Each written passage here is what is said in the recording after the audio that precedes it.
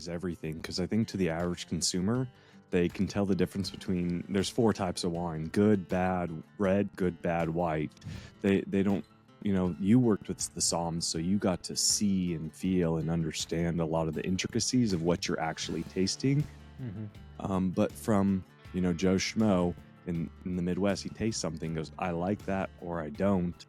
And so a lot of the times it really is the story behind why and where and who, and educating the customer.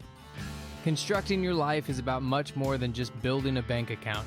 Each week, join mindset coach Austin Linney as he interviews guests who are constructing their dream lives and impacting the world around them on a daily basis.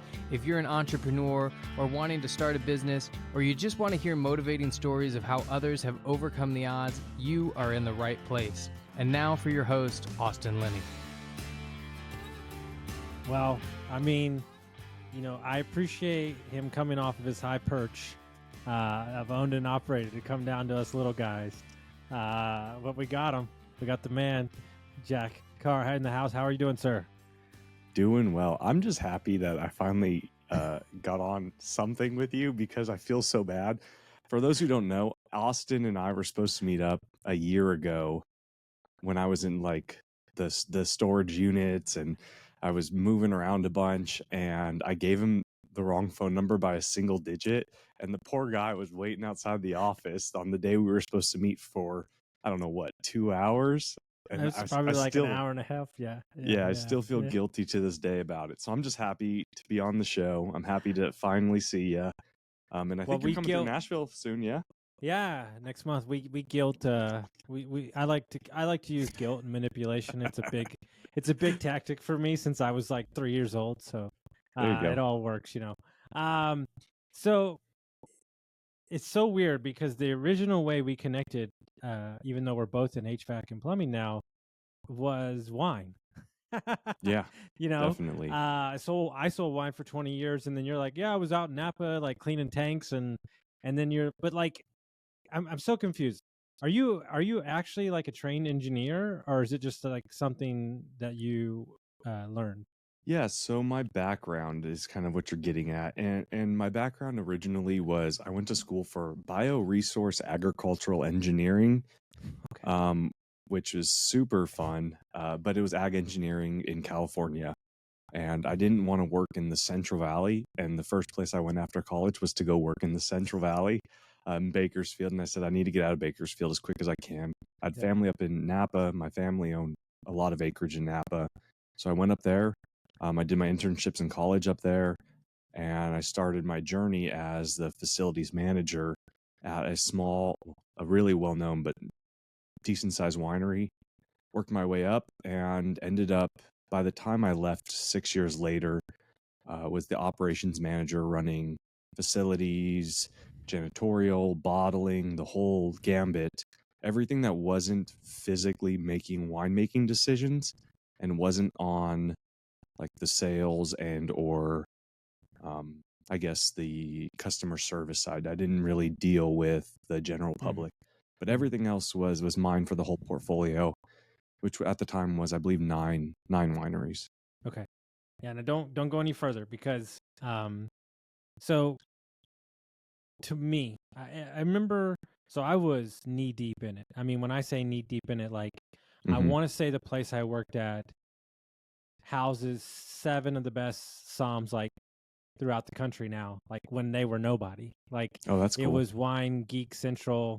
The wine had started becoming very popular. It was always popular, but Psalm movie had come out. I worked at a place where you sold wine, but we could, like, it was like even to this day, the guy that taught me can eat dirt and tell you what the wine is. Like, he's that, like, that's the guy that trained me. Like seriously. And so I was knee deep in it. I really was. Until a couple things changed my life. All right, because wine by nature, unless you're like a Gallo or something, is a rich man's game for sure. Because you're probably not going to make it much money unless you just really hit it with a brand. But I started meeting these winemakers, and I started meeting, more importantly, the farmers that did the wine for the people. And oh my goodness, if these weren't the greatest humans I've ever met in my entire life. I mean, it's such a I'm sure you had the pleasure of meeting a lot of interesting. I just found them to be so fascinating. Yeah, so I'm fine telling the first place I worked. So the first place I worked was Stag's Leap Wine Cellars. So I actually got to meet Yes. Warren Winiarski, who just passed away actually, who put Napa on the map and won the Tasting of Paris in the early 70s. I think it was 1972 or 1976. But there's a bunch of movies about him and that first tasting of Paris, and so that was their claim to fame. So I became a cab snob right out the gate. I mean, you can't, like, your Stag's Leap District. I was a young, just out of college drinking PBR, and then you throw me with these $300 bottles of like Cask 23 from Stag's Leap, and it's just absolutely fabulous. So really a big fan. Love the wine industry still to this day. Really big fan. Miss some parts of it, other parts not so much, but on the whole, the wine industry is a very fun industry to be in. I think they're. I try to tell my sales, relating wine sales knowledge to a bunch of Northwest PA guys selling HVAC. Right. But I told them all the time, the wine that I sold was on a story. Like, literally, the wine was on a story. There was a lot of wine on the menu that maybe was from Europe, maybe was from Portugal that you didn't know, and maybe it was way cheaper than America. But I've never really tasted it. You sold it on story. And so there's wine that, you fall in love with the story and then the wine has to back it up. And so I think there's a lot of correlations to understanding the feel of kind of being at the winery, but also the story of why we're making the wine. I always find that to be really cool, but there's also a lot of technicality and mechanical stuff and storage, and it's a very complex business. Yeah, and you're right. By the way, the story is everything, because I think to the average consumer, they can tell the difference between, there's 4 types of wine: good, bad, red, good, bad, white. They don't, you worked with the Psalms, so you got to see and feel and understand a lot of the intricacies of what you're actually tasting. But from Joe Schmo in the Midwest, he tastes something, goes, I like that, or I don't. And so a lot of the times it really is the story behind why and where and who, and educating the customer, which ironically, even though it's HVAC, it transfers well, right? Yeah, it does. I mean, I can imagine. It does. I tell them the story about so also in that same time frame, I worked at a place in Nashville called Husk that had 250 whiskeys on the menu from 1918. There's a whiskey called Jefferson Ocean. Okay, and Jefferson Ocean is a very popular whiskey that's aged in barrels on the ocean, like straight up. Yeah. Do I know if it makes the whiskey better? I don't know, but it sure sold a lot. You know, and so I try to tell my guys these stories all the time, like this is how you paint a perfect example. We'll tie it into HVAC. I got a sales guy he knows more about HVAC than anybody's ever forgotten. I mean, literally. But guess what happens when he tells the 60-year-old woman about the technology and the thing? Exactly. Complete blank stare. Yeah, nothing. And so he's starting to see it now, and he's saying, oh, okay, she doesn't need to know all that. Yeah. And I go, yeah, she doesn't. And so let me get this straight. So you're in beautiful, which is one of my favorite parts in the entire country. I'm not saying I love everybody that lives there, but it's a very beautiful place. Calistoga, all that up the valley. And you go, hey, baby, hey, wife, we're going to leave and move to Tennessee, and I'm going to go install HVAC systems and figure this whole thing out. Yeah, I mean, there's a lot more to the story than that. So there's some middle parts that are missing. So I've always had a very entrepreneurial spirit. And so I actually tried my hand at making wine at one point. Okay. Which is a great story maybe for another day. Yeah. But it ended up in exploding bottles. I mean, I sold it out like crazy. I sold hundreds and hundreds of cases. But my lack of winemaking experience, I should say, on the back end, and the person who I hired to do the winemaking forgot to kill yeast making champagne, and exploding bottles in people's houses of neon purple honey, raspberry dragon fruit honey wine, neon purple, if it got over 50 degrees, the yeast would be eating the sugars because it was super sugary drink, as you can imagine. I was trying to build a brand like, you know how the craft brewery scene was kind of, it was hurt by seltzers, the optionality with sweet, fun flavors. I was trying to do the same thing in wine, and it worked. We sold out 3 sets of kind of doing it, pallets and pallets of wine. And then the last one, which was a 3 pallet batch, about, I think, 1,500 gallons of wine. All of it decided to explode in people's houses. Corks popping, wine everywhere. So really rough industry if you mess it up, but it was fun. So the question, sorry, I know I went off on a tangent that there. was money, because it couldn't have been a nice soft white. It had to have been the most, ridiculously bright color. Yeah. I can only imagine. Oh, yeah. Somebody thought they were getting shot. Like, it's a whole thing. There's probably still stains on the ceiling of our rental in Napa from the corks popping, and like it was geyser. It would just geyser out of nowhere. Huge geyser of purple. But the point of that story was I've always had an entrepreneurial spirit. So while I was working in Napa, my wife and I had our first son, or our only son, in 2020 and during COVID, and we came to the conclusion, like many others did, that there's more to life type of deal.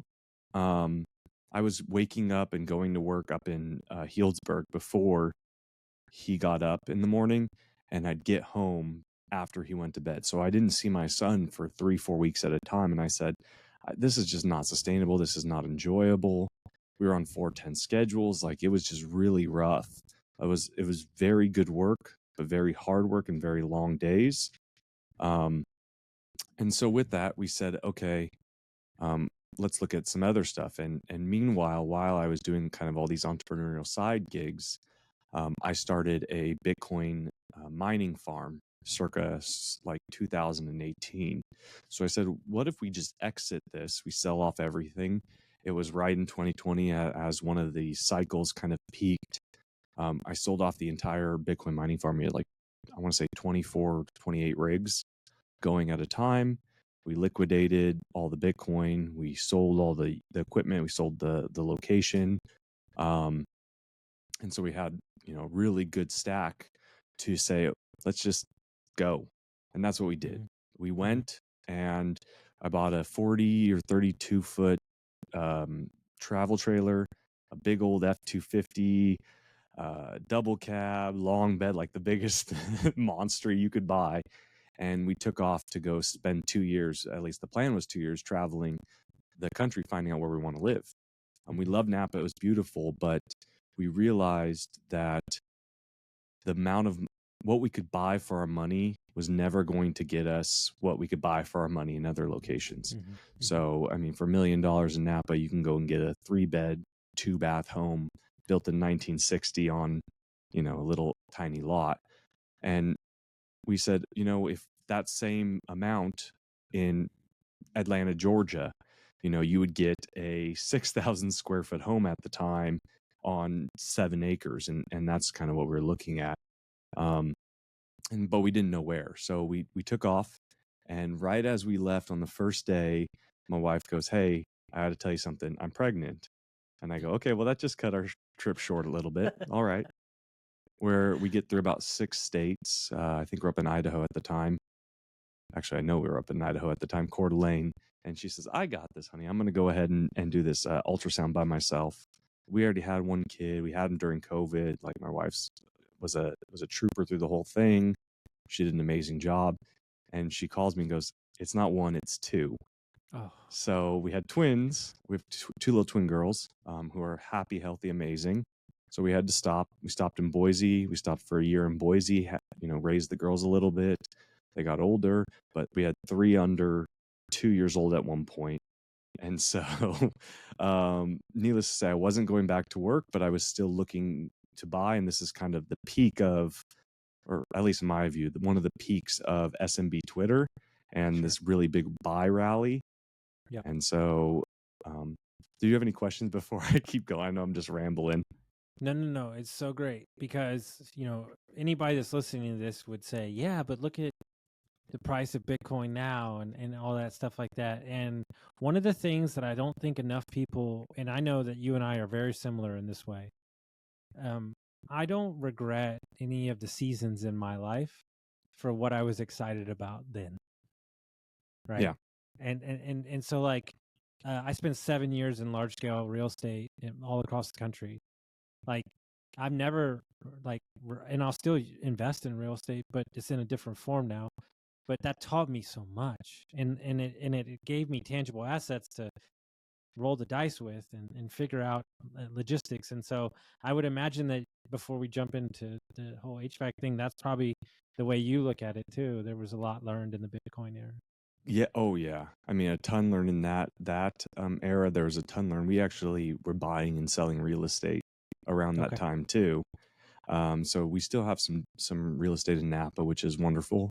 We liquidated all of our real estate that we had. We were buying in Reno at the time, Okay. which we got out a little early, but once again, like you said, it's all just a season. And when you're looking at doing other things or the excitement, right? I don't regret any of it, even though, some would say, hey, well, you left some money on the table. Yeah, well, you could have also lost all that money if it went the other direction. So, I can't, hindsight's 2020. Yeah. But that travel trailer with my wife and my son, and that year I got like with my family, not working and not stressing about anything. So we saw all the national parks and did all this stuff, and we had such a good time. Those memories forever, some of the best.